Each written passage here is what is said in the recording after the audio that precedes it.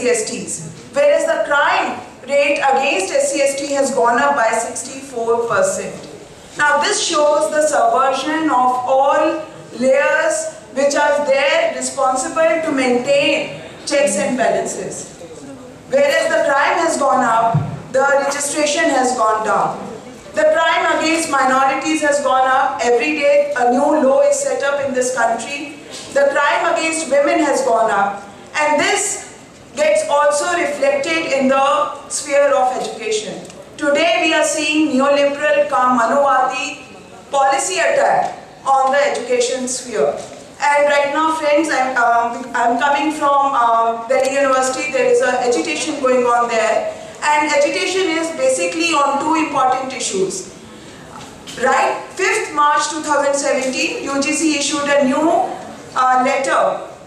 notification to all central universities to implement a new roster scheme, according to which you have to use department as a unit.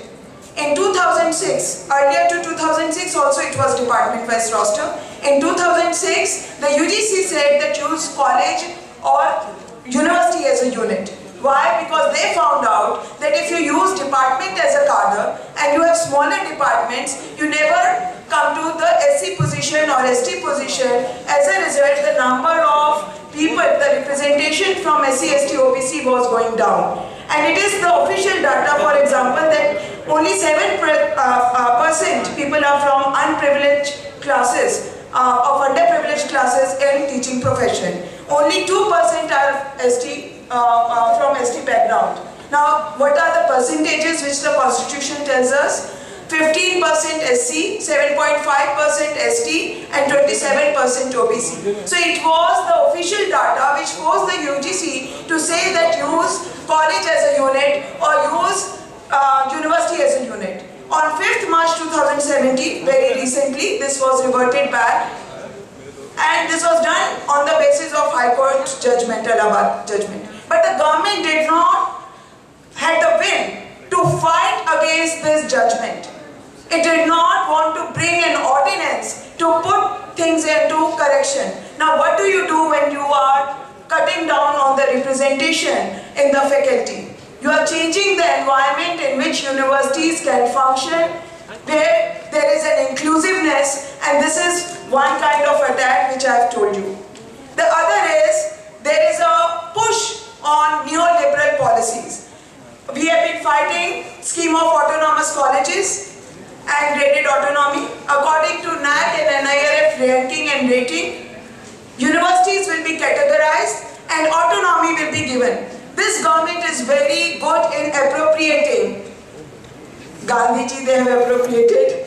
They have appropriated. So autonomy has been, the word is there. But what does it mean today? We were autonomous. But this government in 2015 pushed choice-based credit system through the UGC and asked all the universities to follow the same curriculum. Today, what autonomy they want to give? They want to give the autonomy that you can turn universities and colleges of repute into teaching shops. So, calling it historic decision, Javadekar announced on 20th March a list of 60 institutions which were given this financial autonomy. And 5 were central universities including JNU, AMU, Hyderabad University, BHU, and there were 21 state universities and some colleges were called autonomous. Today they are after Delhi University and its premier, it is one of the institutions where people from across the country come in the hope of affordable quality education. They want to take away best of our colleges and turn them into teaching shops. So what is this autonomy? That you will be allowed to float new courses, you will be allowed to have research centers, but everything, you can appoint foreign faculty, but all kind of expenditures will come through the student fees. So what they are doing is, they are commercializing, they are privatizing the public funded institutions. By doing that, your attack is on the same section. Your attack is on Dalits, your attack is on minorities, your attack is on women. I want to know that today, for example, in Miranda House, when we are doing admission, large number of girls from Haryana, Rajasthan and elsewhere come. Tomorrow if they have to pay lakhs for each semester, will they be able to pursue PhD? So whom are you attacking is the question. And Delhi University is fighting both these things, and we have given a call of, we were doing aggressive, there was a lot of mobilization among students and teachers, and there was a aggressive, intense agitation. And even then, because the government was not coming to negotiate, we have gone for evaluation boycott. But I want to say that in last few years we have seen that scholarships have either been, the number has been cut down, or they have been stopped, or there is a delay in scholarships reaching to the students. And all this again hits back at the same section. So we have to see that how neoliberal agenda along with the Manuvadi understanding is taking the education into a particular direction, which has to be stopped if we want inclusive growth for this country. I also want to, this whole thing, before I call this, I also want to say that, for example, as early as in 2016, if you look at the draft new education policy which this government brought, the last national policy was formulated in 1986 and was reviewed in 1992. After that, there was a draft policy by this government in 2016. And you will find that even when they agree that there is a need of expansion, even when they agree that today many more want to educate, get education, finally the conclusions are for public-private partnership, that there has to be privatization. So it is very interesting that they do not take care of diversity of the population to which any government should cater to. For example, in school education, they are saying that instead of having too many schools in villages where there are smaller schools, there is a problem in governance, so it is better that you merge them. Now this they say without any study of how it will impact education for women. Will parents send their daughters many more kilometers away? If there is a school they have to send to a government school, will they be sending their daughters? So this conclusion they made without doing any study. And if you dismantle a public school in a village, which agency will come up? Private, to fill that space. So you see that the entire design is towards privatization of school education to further that, and privatization of higher education.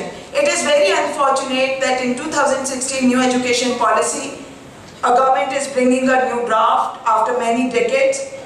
There is a government which is bringing a draft, and there is no chapter on the problems faced by students coming from marginalized section.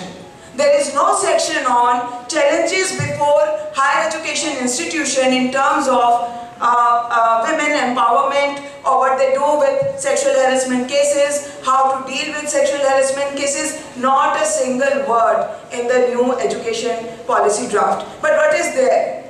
It says, chapter number 5, that we need to restrict political and other distractions in university and college campuses. I am reading from the new education draft policy. They say that caste or community-based organizations who aggressively pursue their special political or other interests have to be discouraged.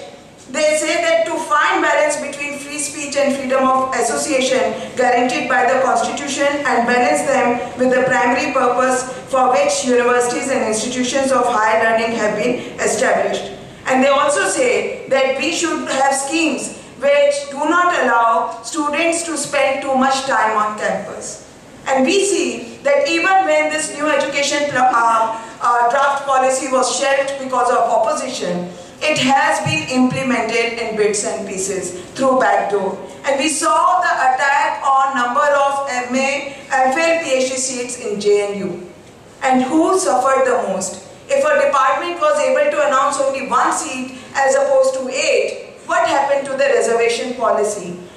Who lost the chance to be in that institution? And we saw that this is being done because a student who stays there for 7 or 8 years understands the stake in the system and is ready to fight. We see the attack, the attack, if you have been, we all here have been reading, as early as 2014. There was an attack when Madras IIT, a student group, wanted to form a group, Ambedkar Parya Study Circle. And the attack came from the MHRD. There was a representation, and the MHRD said, why this is not anti-national, you tell us. Okay? Then we saw FTII, the struggle in FTII. We saw the institutional murder of Rohit Vemula. We saw in JNU in 2016, the entire episode we all remember. Why did that happen? Because in 2015, it was JNU Student Union was leading a movement against the cut in the scholarships. It happened because, see, if you will look at all the attacks which have happened on the student movement for last 3-4 years, you will see that either the student group or union was fighting the government's assault in terms of privatization and commercialization. They were asking for affordable education, quality education, or they were questioning inequalities in the system. And both these things invited attack from the present day government. Friends, we have to see that how we can safeguard our education system. As far as I understand, this government is there to change the DNA of this country, and it is for all of us to come together to stop this assault on education system, because it is much through the pedagogy that you bring the social transformation we all have wanted this country to have. I will stop here, and I invite my panelists one by one.